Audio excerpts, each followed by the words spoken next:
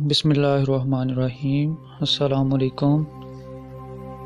Homeopathic lecture number 2 DFM homeopathic research centre के platform से मैं हूं डॉक्टर मोहम्मद फैसल मसूद। आज का हमारा जो टॉपिक है ये है इमोशंस एंड साइकोटिक डिजीज़। आम ज़ुबान में हम अगर इसको देखें तो जज्बात, जो इंसान के जज्बात होते हैं और ये किस तरह से नफ्सियाती इमराज का बायस बन सकते हैं। अल्लाह ताला ने इंसान को पैदा किया और कुदरती तौर पे इसके अंदर जज्बात रखे हैं, जिसमें हैप्पीनेस है, फियर है, सैडनेस है, एंगर है और प्लेयर है, एम्बैरेसमेंट है। और इस तरह से ये चीज़ें इंसान के अंदर नेचुरल पाई जाती हैं। और होता ये है कि इंसान के साथ जो रोज़मर्रा की उसकी ज़िंदगी में हालात पेश आते हैं, इनमें तब्दीली आती रहती है। कभी इंसान खुशी के लम्हात हैं तो खुश होता है, कहीं पे कोई ऐसा इवेंट देख लेता है तो वो खौफज़दा भी हो जाता है, और कहीं पे कोई हादसा देखता है तो वो परेशान भी हो जाता है। तो इस तरह से ये 24 घंटे में सारी चीज़ें रिपीट होती रहती हैं। और एट अ टाइम एक जज्बा होता है तो थोड़ी देर के बाद इंसान का इमोशन चेंज होके दूसरा में चला जाता है, और इस तरह से ये एक साइकिल चलता रहता है। तो ये तो होता है कि ये थोड़े थोड़े टाइम के लिए ये सारे इमोशंस एक्टिव होते हैं और फिर ये चेंज होते रहते हैं। लेकिन अगर इसमें कुछ एक्सट्रीम लेवल पे चले जाएं तो फिर ये किसी न किसी नफ्सियाती मर्ज़ में भी इंसान को मुब्तला कर सकते हैं। जैसे फियर है, अब एक इंसान है, अगर उसके सामने सांप आ जाता है तो ये तो एक आर्जी तौर पे तो वो फियर बनता है कि उसके सामने हकीकत में सांप है और उसको उससे खौफ आता है।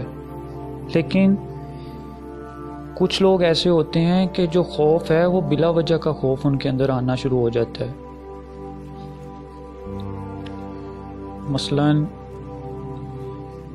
उनको अनदेखी चीज़ें जिनका वो खौफ होना शुरू हो जाता है, तो ये फिर जो फियर का इमोशन होता है ये उनको तंग करना शुरू हो जाता है। इसलिए कोई भी जो इमोशन है अगर वो एक्सट्रीम पे जाता है तो वो फिर किसी न किसी मर्ज़ में इंसान को मुब्तला कर सकता है। इसी तरह से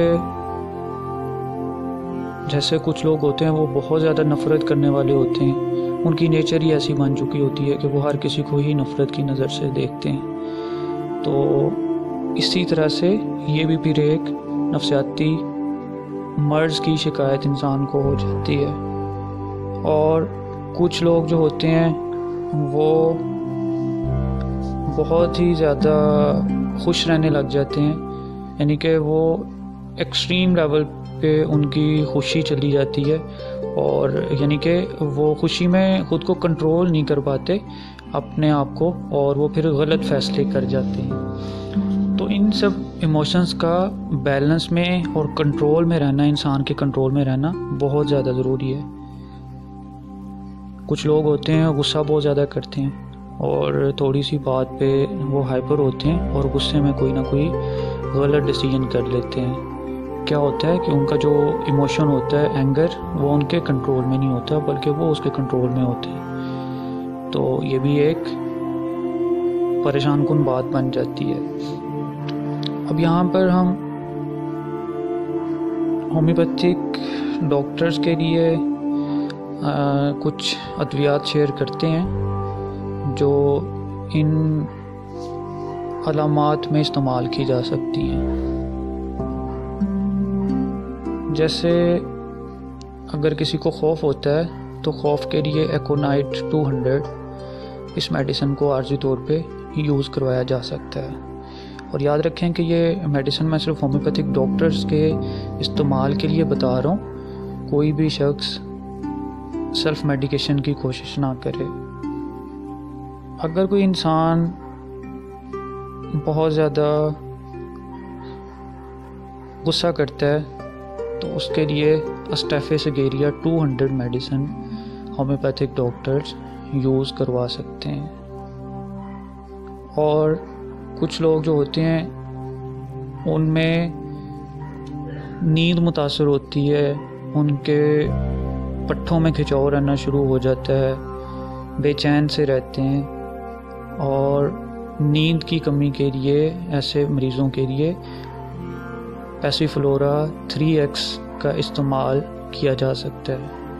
और जिन लोगों को बेचैनी होती है, एंजाइटी की कैफियत में जाने लग जाते हैं, तो ऐसे लोगों के लिए आर्सेनिक एल्बम 200 को इस्तेमाल किया जा सकता है।